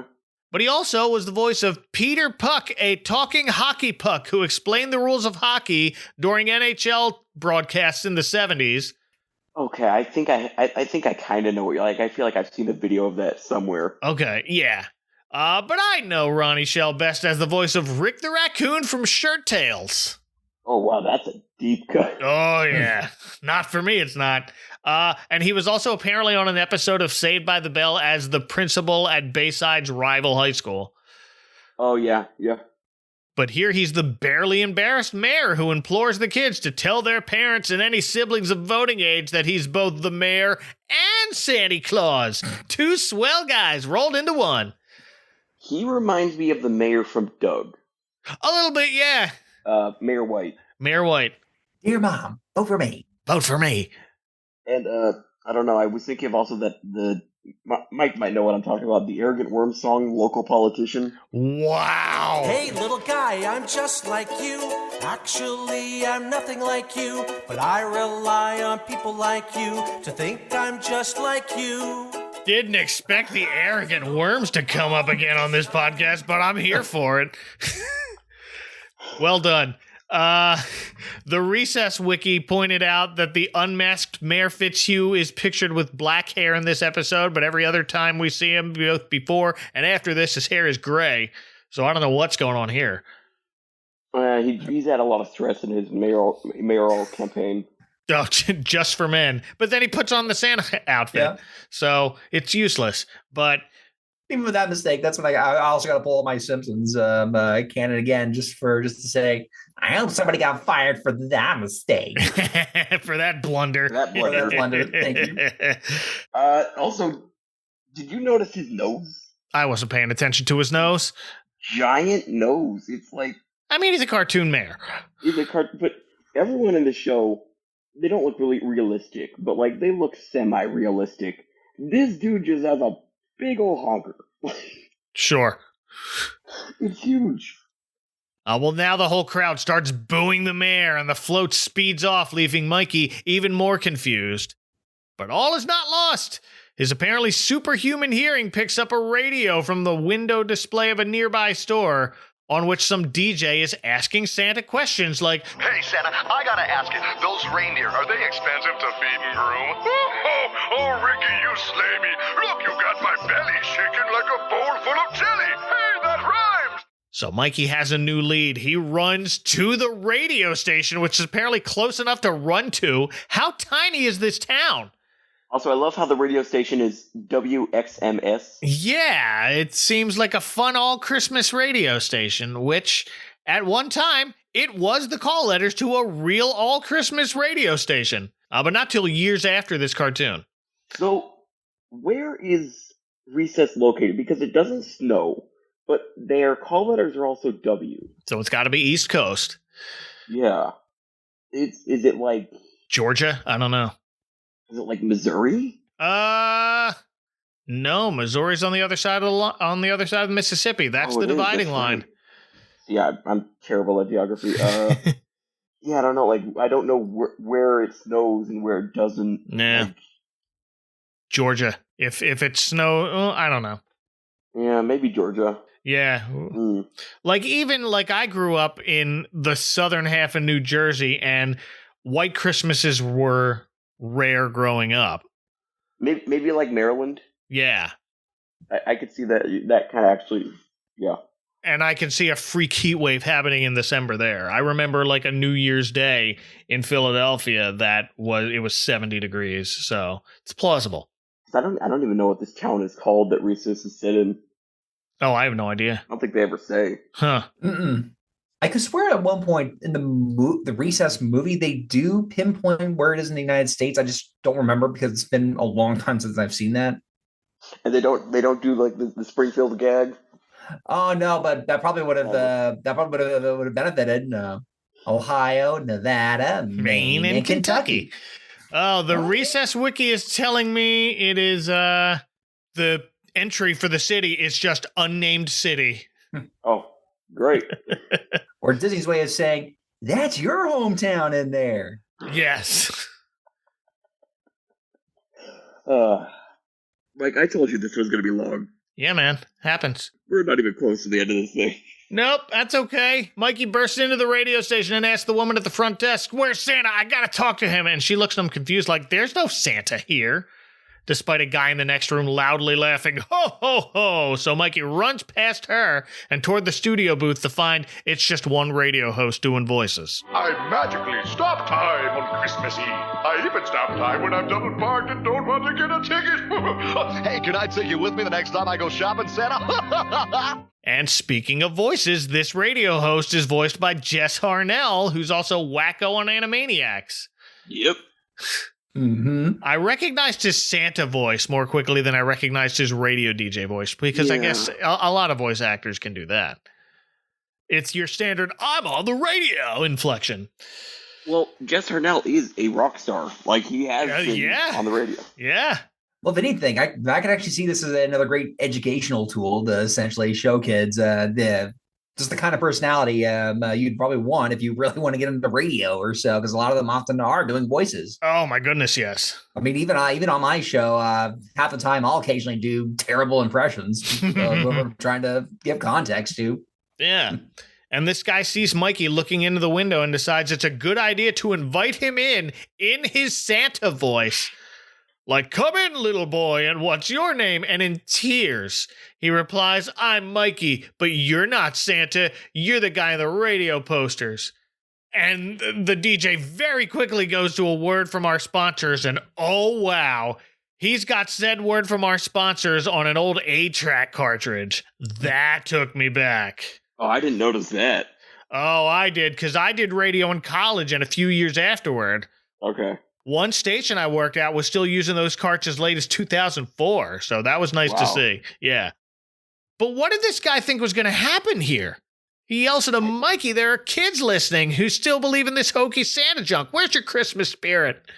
I chuckled at that. I thought that was pretty funny. Oh, yeah, but Mikey sadly tells him it's gone, and it's never coming back. So now his friends, at least TJ, but all of them are still walking with him back to wherever. They're still there for their friend.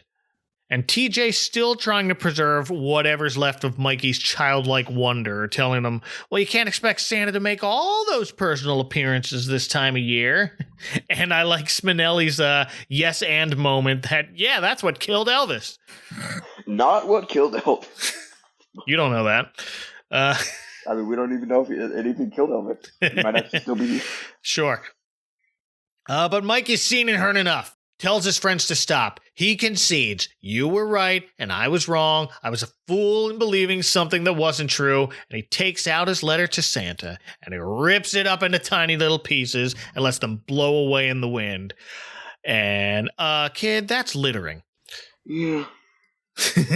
TJ still trying to lighten the mood, reminding Mikey, well, at least you get to be on TV tomorrow. But Mikey says, oh, no, I'm not going to be in that Christmas show with Santa now. I'm not going to that Christmas show, and I'm not playing Santa. But Mikey, everyone's counting on you. I don't care. Santa's a big fake, and Christmas is a big lie, and I just won't take part in it. Now Now I know how the Grinch must have felt. But Act 3 opens like the others, with Hank the janitor still watching and waiting for snow, this time on a radar screen. But more importantly, it's time to get ready for the 3rd Street School's winter solstice celebration. Camera crew setting up, and the rest of our gang is sitting sadly on the stage, knowing the show potentially won't have a Santa Claus. Gus wonders if they should tell the principal that Mikey's not going to show up, but TJ says what he don't know won't hurt him. I mean, what were they expecting? I mean, because eventually they're going to have to find out at that point. Yeah. They don't want to be the ones to have to break the bad news. Well, I mean, to be fair, this kind of world, this is an absolute place where, they're going to kill the messenger. I mean, Miss Finster's probably done that multiple times. And right. Yet for some reason, I mean, she's even admitted to Randall, who still sucks up to her. Yeah, well, speaking of, Randall's listening in on that conversation, and he immediately goes to tell Miss Finster, who brings him to tell the principal. She also suggests Randall can play Santa in Mikey's place. I believe young Randall here would make a fine Santa replacement. Go ho ho ho. Loved that. I thought that was great. Meanwhile, we find Mikey kicking a can down the very empty sidewalk downtown. It's dark now. The street lights and Christmas lights are on, and this kid who's got to be, 10, 11, is walking by himself downtown? It's the 90s. The 90s. Sits down on the curb and sadly watches 2 kids on bikes across the street exchange gifts.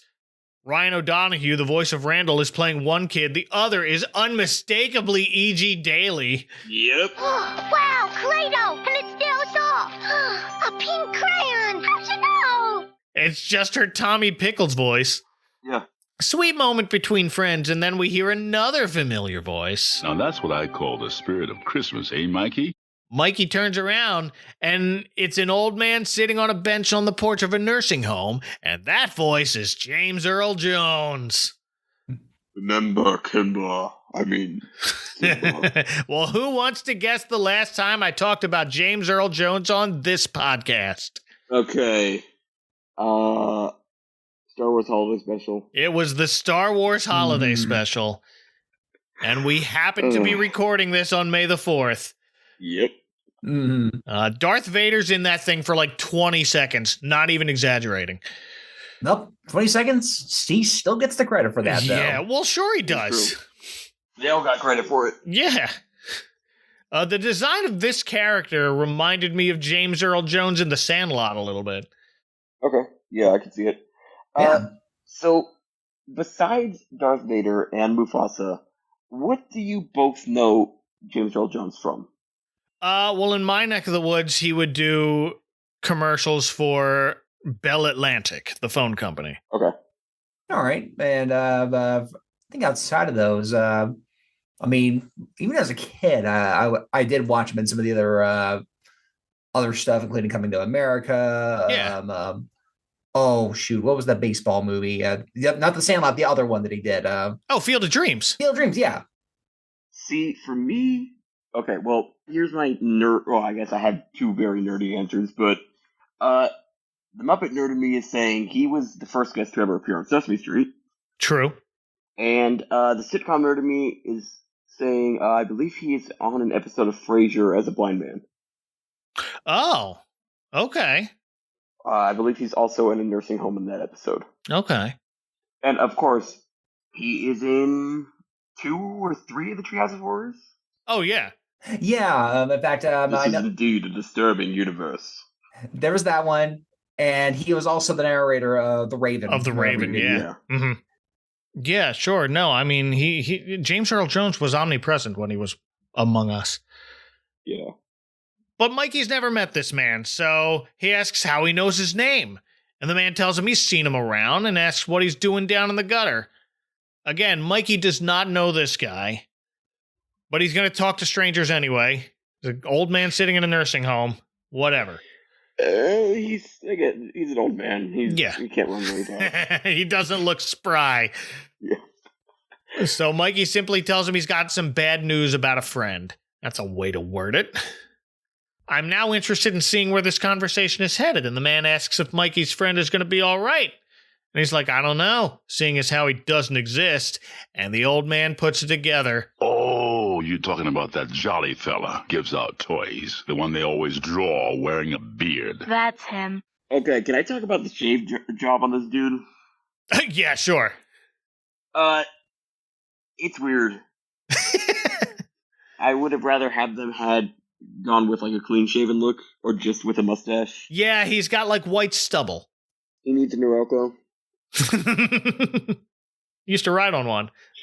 You did. Yeah, so, friends, I already had this special spoiled for me, but if you didn't, then that comment might have done it if you hadn't figured it out already. This is Santa Claus incognito as the old man in front of the nursing home. Really? I never would have thought.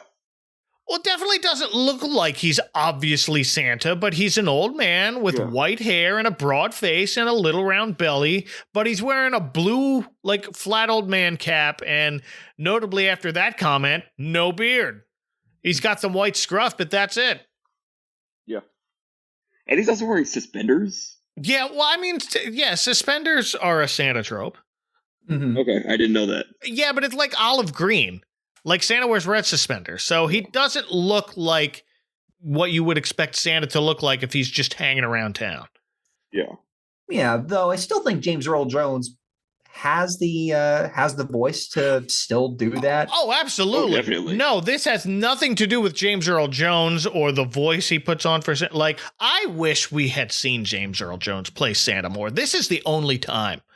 He would have been great. He would have. But to my point, the way this character is designed, he's really incognito. Mikey doesn't recognize him. He tells this guy he tried proving to his friends that Santa was real and only ended up proving to himself that he's not. But the old man gives Mikey an often heard reminder on this show, but I still like it when it's delivered well. And it doesn't get much better than coming out of James Earl Jones's mouth. I mean, just because you can't see something with your eyes or hear it with your ears doesn't mean it's not real. Some things exist in here. In your heart? Sure. And I thought that was pretty sweet. Yeah. Yeah, absolutely. Also, sorry, I don't think we talked about when Mikey passed a Santa saying bye, and he says capitalist do. Oh, yeah. Like, all right, you're going there for 7 days. Like, I thought that was actually pretty good. That's a good one. For Saturday morning. It was that kind of show. Well, I guess, yeah, microcosm of society. So. Mm-hmm. So this old man leaves Mikey with a thought that maybe there's a way you can give your friends that belief back. That would be the greatest Christmas gift of all. And then he heads inside the nursing home because it's tapioca night. Question. How do you guys feel about tapioca pudding? No, thank you. Agreed. I've never had it, so I don't have an opinion on that. It's the mixture of textures that I don't like. Yeah. I'm weird like that. Like, I don't even like jelly-filled pastries. Like, it's too much of a mix for me. See, I like jelly-filled pastries, but I just don't like tapioca pudding. No, it's like tapioca pudding reminds me of, like, boba tea, where it's just like, no, I don't want, like, it's two different textures that don't mix. Never understood the deal about boba. Like, what's so great about it? It's bubbles. I don't know. Bubbles are fun. Yeah. I feel like it's gotten really big in the past, like, 10 years. Yeah. I just never understood the big deal about it. All right. Well, kids love it, so great. Yep. I mean, is tapioca pudding even really a thing that's even offered in restaurants or anything like that in this day and age? I don't think so. I don't know. I recently went on a cruise, which, of course, if you know their buffets, essentially have every kind of dessert you can get or so, including puddings. Oh, sure. Yeah. But never once have I ever seen tapioca pudding there. And I'm like, okay, if it's not here, then it's probably not going to be available anywhere. I remember being served tapioca pudding at school once. Oh, really? Huh. Yeah. Well, speaking of school, it's 5 minutes to showtime for what Mr. Bream claims will be 5 billion viewers. Billion with a B, which would make it the most watched televised thing ever. For context, Princess Diana's funeral, which was about a year before this, had at most 2.5 billion viewers, and that, from what I'm reading, seems to have been a big exaggeration on their part. 5 billion for a little school production. Well, It seems to be part of a larger programming event, because reporting live from Times Square, it's Dick Clark. About a week earlier than usual, but it's actually Dick Clark voicing himself, so that's fun. Yeah. It's a Merry Christmas here in Times Square, but right now we have a very special greeting from the brave men and women aboard Space Station Polk. Houston, we have a holiday. Well, and again, this is just that kind of environment where, sure, why not? School thing is going to be the most heavily watched thing ever. I mean, that was also satirized on South Park. Yeah, good point, yeah. Also, I don't think we've mentioned yet that if this fails, they're going to broadcast from Waikiki. Yeah, Bream keeps threatening that, like, if I have to, I'll cut away to Hawaii. So they have other things in the loop here. It's like a New Year's Eve broadcast with Dick Clark, where they're going via satellite a bunch of places. Yeah. Which makes me wonder, too, that given how apparently high stakes this whole, broadcast is, in addition to threatening to cut away to Waikiki, I'm like, are you sure that this isn't also in the Scrooged universe where their television special? Yeah, probably. Even despite all the big things, they're still saying, I think you're selling yourself short. Yeah. But now it's on with the show at 3rd Street School, which begins with a chorus line of Can-Can Dancing Reindeer. There's the Ashleys. Followed by Gretchen and Spinelli as Ancient Druids. Oh, we are ancient druids. This holiday's our thing. We like to burn our Yule logs and chant and dance and sing. And then Gus as a, quote, tiny magic folk. Please don't call him an elf. And I'm a tiny magic folk. I'm happy with myself. I'll celebrate this time with you, but please don't call me elf. Tingle. Oh, dear. And Vince as King Kwanzaa. Well, I am good King Kwanzaa. I just achieved my fame. We celebrate with nice fresh fruit, and that's how I got my name. We don't really get a lot of Kwanzaa references in Christmas specials, so... This was when it was starting to, become a big deal. Is this the first time Kwanzaa's been mentioned on a show? On my show? No, we did Futurama. Kwanzaa Bot. Oh, shoot, you're right. Yeah. And here he is, TJ. He has the honor of playing Harvey Hanukkah, who is apparently a talking menorah. And I am Harvey Hanukkah. I dig this winter craze. When my folks start to celebrate, it takes us 8 whole days. This is actually a good menorah costume, aside from the fact that it's missing 2 candles. Yeah. School budget cuts. They could only afford 6 candles. He's wearing a robe with a menorah on it. The candles are down his sleeves, and on top of the yarmulke he's wearing on his head. And they're all here to introduce Santa, and out walks Randall in a very ill-fitting Santa suit and standing on stilts that are planted in big black Santa boots. It's very silly. Like, you could just make Santa short. These are kids. Yeah. Exactly. But again, it just makes me wonder, there were no other kids that wouldn't mind playing Santa for the whole thing, even if it's just copying. Randall was the one who snitched to Fincher, who was just like, oh, he can play Santa. He. And he starts to say the line, oh, I am old Chris. And Randall gets a case of old severe stage fright. He's caught in a loop. And back in the broadcast truck, Mr. Bream is furious and almost hits the switch to cut to Hawaii, but Prickly tackles him to keep them on the air. Oh, do they have something ready in Hawaii to cut, Apparently. Is there another school pageant going on in Hawaii? I don't know what it is, but it's something else. I mean, I like to think it was some other, major A-lister event that was about to go on. Yeah, probably. I thought, we'll do a more innocent thing by showing these cute little kids. They got Frankie and Annette in Santa hats just standing by. Seriously, you paid us $10 million just to stand around for something we may not do? I mean, would you complain? No. I think they called it a hula Hanukkah or something. Ooh. Or a Yuletide luau. Okay. Yeah. Well, TJ takes it upon himself to improvise in order to help Randall keep the show moving. Hey, Santa, don't you have a song to sing? But Randall falls backward off his stilts and faints, and the very large audience that's in the school gasps. And then we hear the familiar Robert Goulet-ish ho ho ho. He's out cold. Now what are we gonna do? Ho, ho, ho! And here comes Santa Mikey being pulled in a sleigh by a fleet of kindergartners dressed as elves. Okay, but y'all had reindeer. You had the 4 Ashley girls dressed as reindeer. Yeah. And also, keep in mind that there is still an unconscious child on the stage. They don't care. It's live, pal. I guess you could say it's like, well, it's either we have Santa being pulled by a bunch of girls or Santa's being pulled by a bunch of little kids, which is going to be less offensive.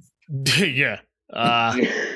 Mikey's friends are thrilled to see he made it, and he whispers to him, hey, somebody's got to keep the faith. And he takes the stage and finishes his line. Oh, I am old Kris Kringle, star of this winter show.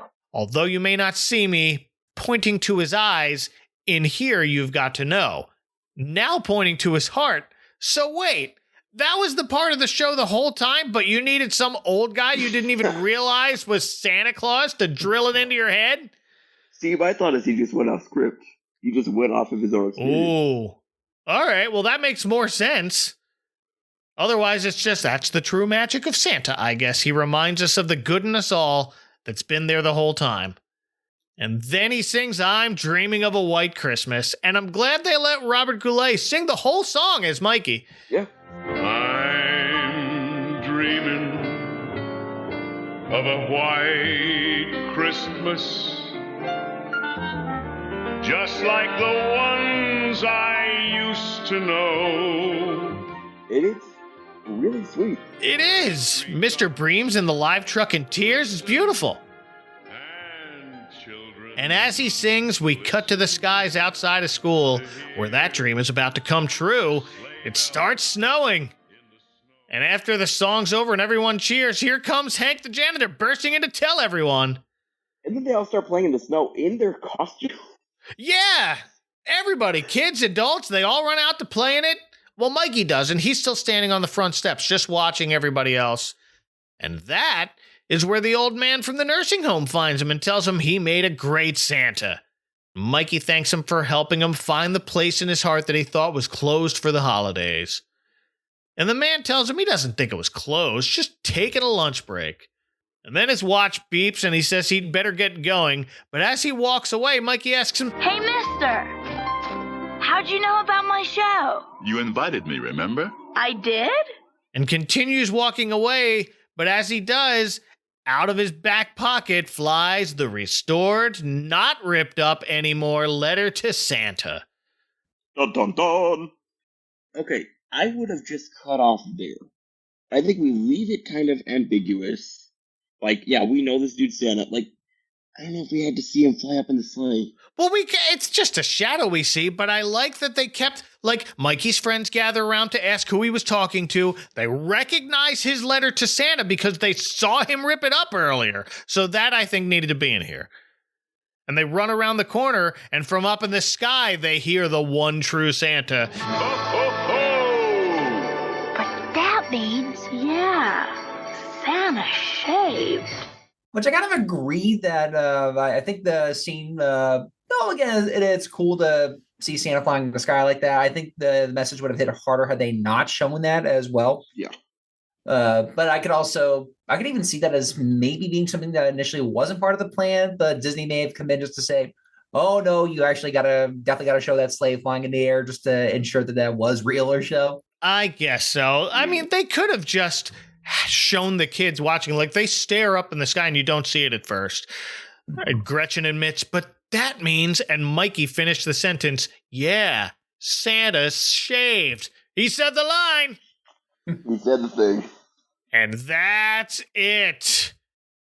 Well, no, we do get Robert Goulet singing another version of Jingle Bells, Prickly Smells here. Oh, jingle bells, prickly smells, Menlo's such a drag. The Ashley girls flip their curls and Finster is a hag. Oh, this is just 5 years after he sang it on The Simpsons. Oh no, he's been typecast. Hey, give us the Jingle Bells Batman smells guy. Yeah. No more books or lunch from cooks. The holidays are cool. Well, Well, that was fun. Do y'all have any final thoughts on this episode or on Recess in general? I feel like I've exhausted everything I could say. I have at least one or two more things, though. Sure. I will say I think Prickly is a mix of Belding and Skinner. Yeah, I mean, there's only so many school principal tropes to go around, so. And in another episode, their superintendent is named Skinner. Really? Yes. Huh. I mean, I guess that fits with the whole boot camp vibe they're going with. Yeah, definitely. But I do kind of find that interesting. I'm like, wait, are they set in the same universe? Did he just changed his appearance somehow and he became a superintendent? Sure. Well, I think for the episode alone, I don't have that many other thoughts than what we have already covered or so. Other than the fact that Recess, again, it is fascinating how as we discussed earlier, it could be seen as a yin and yang piece to Hey Arnold in terms of style or so. How both of them also got feature-length movies, which neither of them did that well in theaters as well. But I think the Recess movie is a lot better than the Hey Arnold movie. Oh, yeah? And I guess that depends on which Hey Arnold movie you're talking about. Oh, that's right. They did a second one like years later. Jungle Movie's great. Yeah, and that's the movie that those people really wanted to make. And the movie that we got in theaters that wasn't even meant to be a theatrical release. It was going to be a TV movie. Because it was like Arnold Saves the Neighborhood or something, right? Yeah. Right, and even then, I think part of the problem with putting both these things on a major screen is that I mean, you could certainly do your best to add a little more detail to the animation, but neither of the shows, at least in my book, really warranted theatrical releases. I agree. I mean, again, maybe it was something like the animated DuckTales movie, which really amped up the style. Yeah. Or even the Simpsons movie, which really managed to amp it up. I always forget about the DuckTales movie. Oh, I don't. Loved that.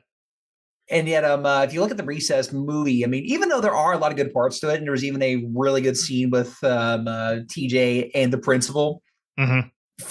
For me, I do hate that how the movies actually did use CG in a few scenes that clearly were not needed, but they had to show it off just because we had access to this tech, we had to do this. Okay.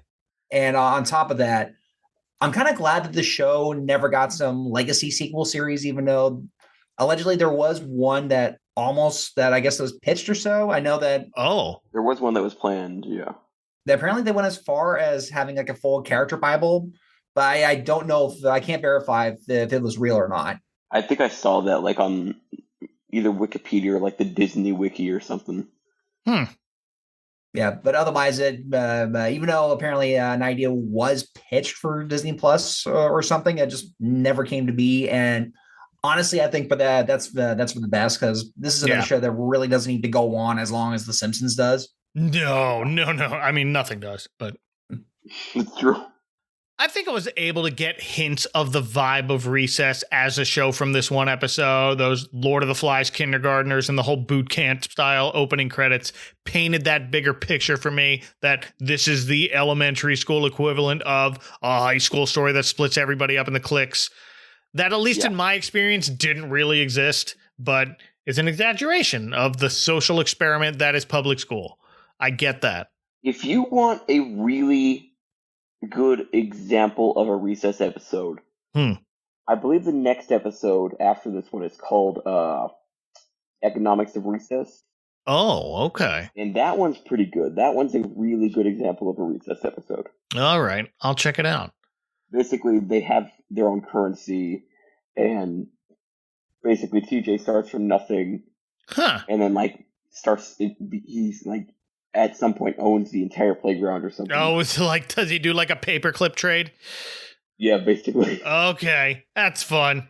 It's a pretty good episode. Well, thank you both for sticking with me as we ran through this. This was a blast. Mike, I told you at the beginning, this is going to be one of your longest episodes. I mean, it happens. This is what happens when I'm on any podcast. It was a good time. Yep, I had a lot of fun too. I mean, this is another show that, eventually I'm going to have to do another recess episode of my show once I get back to doing a lot more full-time episodes. But good. Again, while this is much more of a observational, just like this is just talking what's on our mind. Mine would probably go into the more like really technical behind the scenes stuff. Yeah. Well, on that note, if people want to hear more of your dulcet tones while you may or may not be wearing a Santa suit, where can they find you on the internet, Robert? Okay, so for my show Behind the Bells, you can find me on Spotify, Apple Podcasts, Audible, and of course, I'm also available on YouTube. And you can even go to my website, behindthebells.com, where you can listen to my full episodes there too. And Caleb. So you can listen to my podcast that I update semi-regularly, I hope. Insert reference here, where we just kind of talk all things pop culture, whether it's movies, TV, cartoons, toys, just whatever, video games. As I mentioned before, Mike's been on 4 times, maybe, I think. Oh, wow. Has it been 4? Because we did the rip-off, spin-offs, and parodies. Yeah, okay. Which I have not released because I have not released a lot of those May episodes. That's fine. The episodes I did in May of last year because I just had a really busy year. But, no, fine. You're getting there. And then we did Christmas special, Sweet 16. Yeah, we did. Muppet Family Christmas, which was awesome. Mm-hmm. And then Zelda. Yeah, wow, that's 4. And I kind of teased this beforehand, but I'm working on a project, and by the time this is released, okay, fine, I'll just reveal it. I'm working on a sitcom. Whoa. Okay. So it's called Airwaves. It's about these 9 goofy puppet characters who work at a TV station in the early 2000s. So it's like a single camera show. It's not really a mockumentary, but we're just kind of going to explore, like, what are these puppets' lives like at this TV station? What are the threats to the station in the early 2000s? But we're also going to do some fun, silly stuff, like, hey, what if this character is an amazing bowler and is, like, stealing the entire game? Or, hey, what if this person loves karaoke, but they're awful at it? Just, fun stuff like that. Hey, what if this character gets addicted to early 2000s internet? Oh, this sounds really intriguing. I can't wait to see more of this. Please check out all of those things we mentioned. Look for that in the show notes of this episode, and you can find my guest profiles and mine at adventcalendar.house. Join me next time as we go even deeper down in the woods. You'll be in for a big surprise.